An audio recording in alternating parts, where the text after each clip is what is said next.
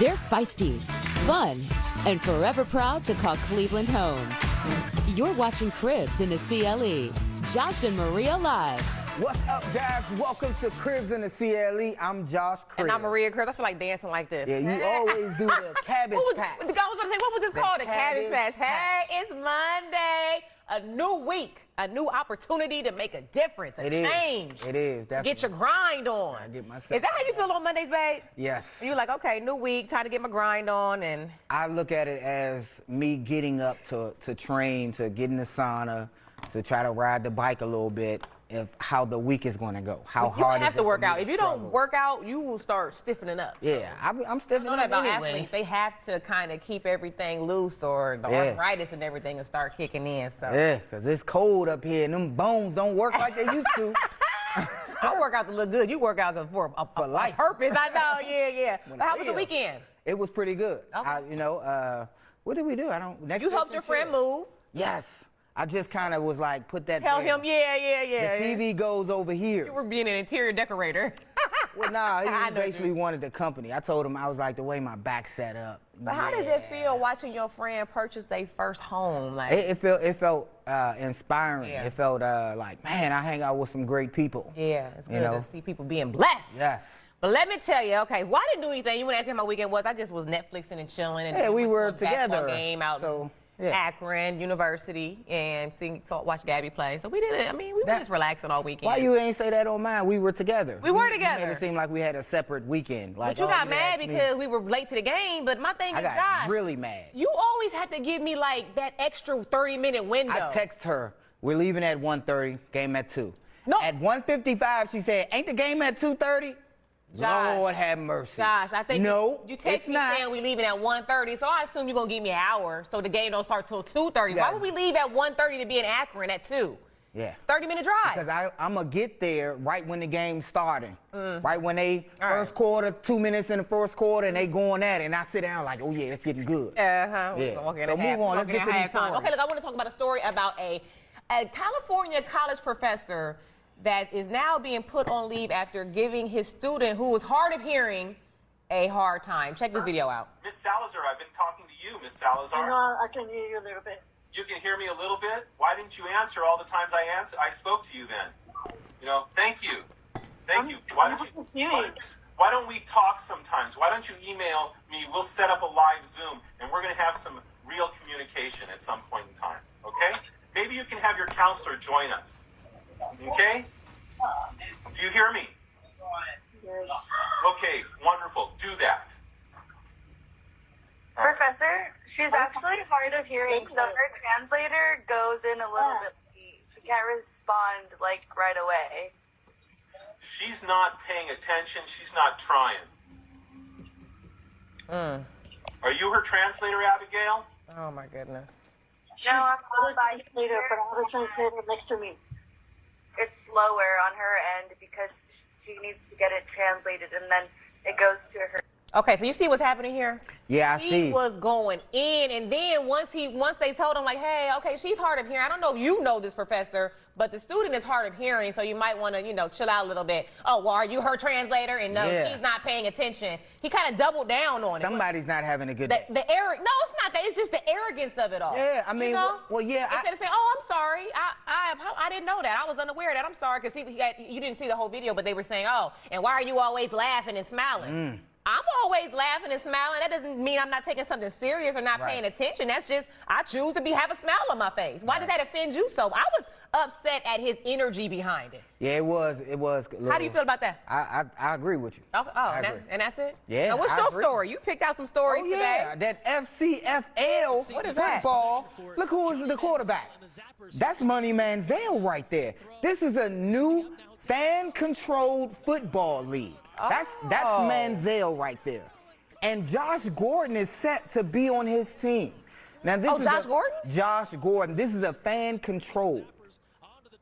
You understand? That was Money Manziel. Right. You hear me? Making his debut into this fan-controlled football league, a brand new football league that puts the fans in control. You call the plays in real time, real athletes on the field. You make all the decisions. Names, logos, players are drafted each week. Wow. Based on your choices, fan IQ boost, you're voting, blah, blah. Get 7-on-7, a 50-yard field. It's similar to arena, but the teams change every week. I like that. There's a draft, and That'll the keep you fans, interested. yes, and the fans control it. So I love it. I love that. Hey. I mean, that'll really keep me engaged. yeah, you know? it will. I wanted to also show you this, since it was the end of Black History Month. I wanted to show you this visual picture. Look at this. Frederick Douglass? Yes, but look at it.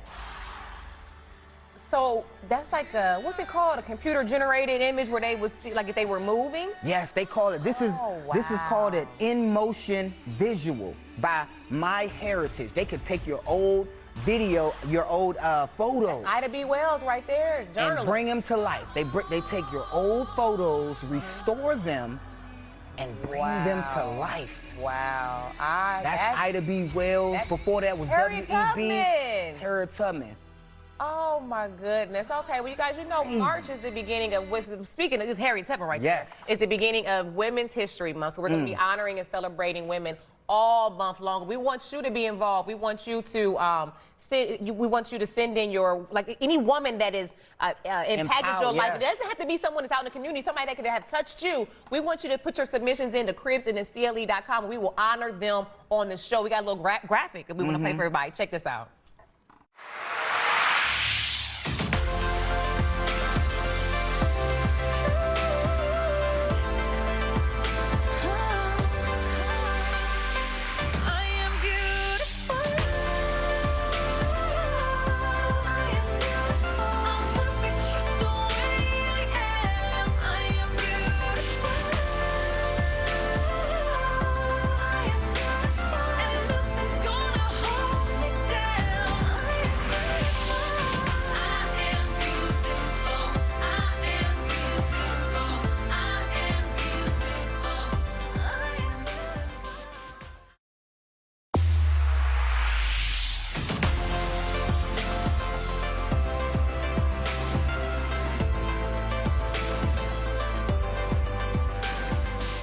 Welcome back to the show. I just want to sing, I am beautiful. Don't you? Yeah, you doing your thing sing right that? Is that a girly thing? Okay, welcome back to the show, you guys. And look, today we're devoting some time to celebrate Women's History Month. And what better way than to talk about one of the most famous women in history, Emily Dickinson. But only we've got a modern twist on her story. Yes, we sat down with Toby Huss, one of the stars of Apple's critically acclaimed comedy, Dickinson. Check this out. All right, now from the Apple TV original Dickinson, Josh, we had Toby Huss on the show. How you doing? I'm not doing too bad. How are you? How are you? You looking good. I'm loving the hat. Thank you. It's a little traveling Stetson I picked up a while ago. Okay, all right. Fly guy. I like that. Definitely. Yeah, it works out all right. Yeah, this is, you know, I'm down south, so there's some holes up here. A little ventilation. Nothing wrong with a little ventilation. It's a little radiator for when it gets too hot down in Savannah. Yeah. Gotta breathe. Okay, wait. Yeah. We're here to talk about the show. Now you're in season 2 right now. Can I just tell you that you play Emily's father, and your character, he was rubbing me the wrong way at first. Yeah, I bet he did.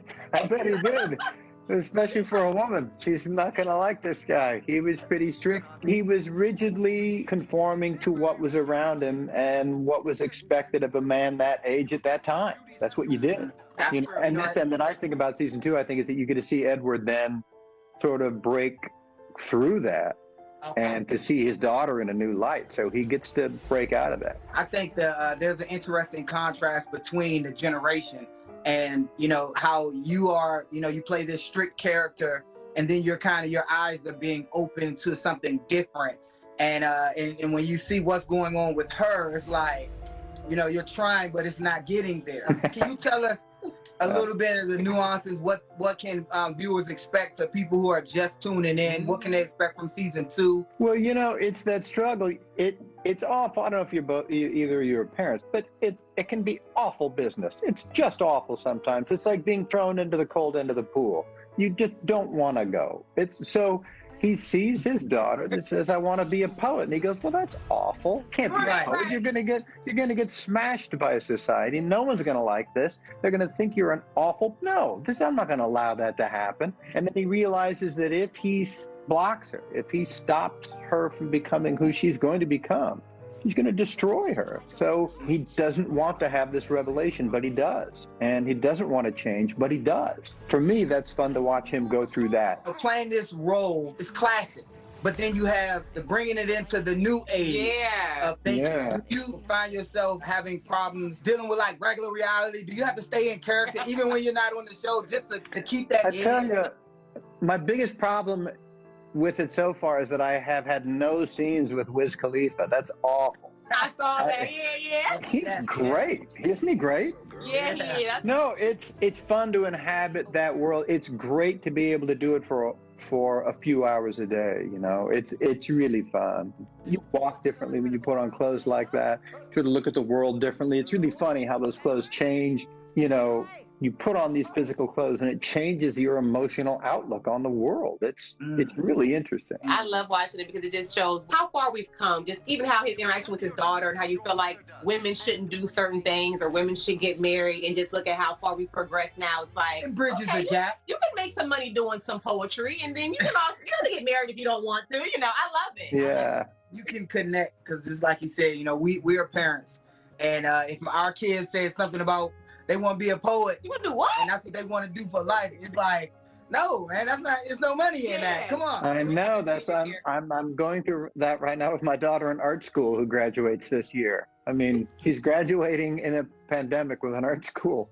You know, man. degree. Right. Give us all our gray hairs. But all you of our gotta, gray hairs. yeah, you gotta, just like Emily, you gotta let her follow her passion. Oh, yeah. Who she's gonna be anyway. Yeah. Yeah. No one cares about my reaction to it. That's the thing. You go, Edward, no one cares. Let that kid do their thing. They never listen. It's always the fathers not feeling like they're being heard. Well, Toby, look, congrats on season 2. Thank you so much for joining us, and we will be tuning in. Yes, thank you. All right, I appreciate it. Good to talk to you too. Thanks. You too. Thank you. I'm telling you right there, he was cool. Yeah, he But is. on the show, you like, oh man, I don't like you now. I don't like the way you treating women, that's your just daughter. pops. That's pops. I know He's that's traditional, and then you have these children. So the Dickinson is a story about these children, about Emily. But it's a new age of the show. It's a modern twist on it. But look, coming up next, you're going to meet the 2 eligible bachelor in Emily's life. Yes, Bachelor. more stars from the Apple TV Plus show Dickinson when we return. We'll be right back, you guys. I am beautiful. I am beautiful. I'm perfect just the way I am. I am beautiful.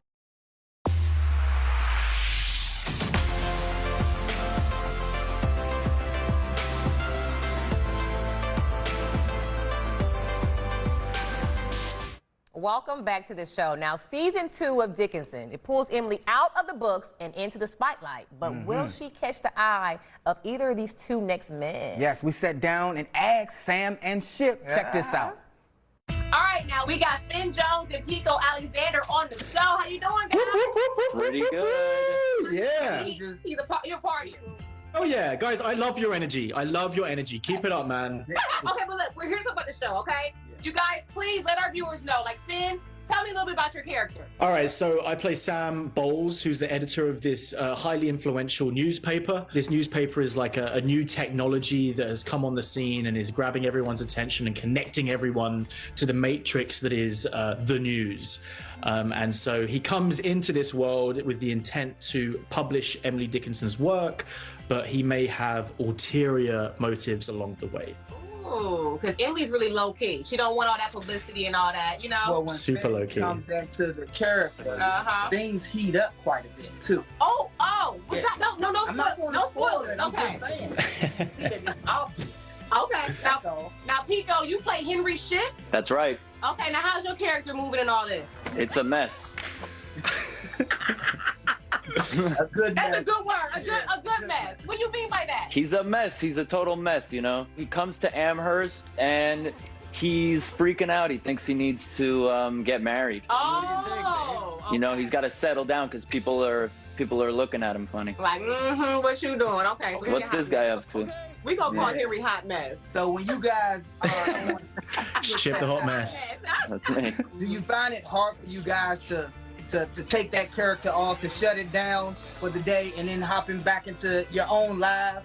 Or do you just remain in character as long as the season is so you won't lose that Whenever I'm playing a character, whether it's for 6 months or 6 years, like that character will stay with me subconsciously even when I return home. Like, you know, I'm not acting like the character or whatever, but like I'm growing with the character, you know. So it's kind of interesting. Like it's like a part of you, you know, that is always there. It's like your shadow, and then when you're on set, you let that shadow integrate, and then you become, and then the guy goes off in the shadow once you're done. How are you guys loving the response from the viewers? I mean, this thing is a hit. You already got an award, the Peabody Award. For season 1. Yeah, you're gonna get another one as well. Come on. Yeah, let's hope so. Let's aim for some Emmys and some Golden Globes as well. Peabody's coming. Let's get them all. Yes. And it's really great to see the audience respond and the critics respond with as much love for the show as we had making it. Congrats on season 2. I'm sure plenty more seasons are going to be in the works. Good luck with everything, and we will be tuning in. Yes, thank you. All right, Thanks a so lot, much, you guys. You guys are awesome. Thank You guys are the best.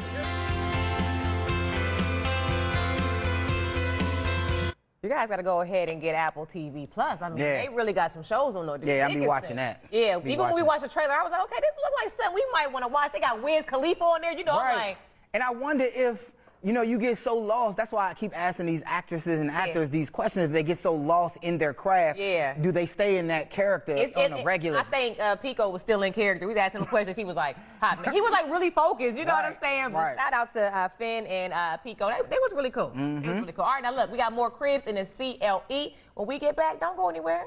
I am beautiful. I am beautiful. I'm perfect just the way I am. I am beautiful. You're watching Cribs in the CLE. Welcome back to the show. Now, y'all didn't know this, but in the beginning of the show, my stomach was growling. It was growling because we were supposed to have something. I'm starved. Should I wake up earlier and start making us breakfast? Probably. No, I ain't gonna do that. We Why messed around would and you had get some me ice cream for excited? breakfast. I know. Oh, no. Speaking of ice cream, okay, look, you guys.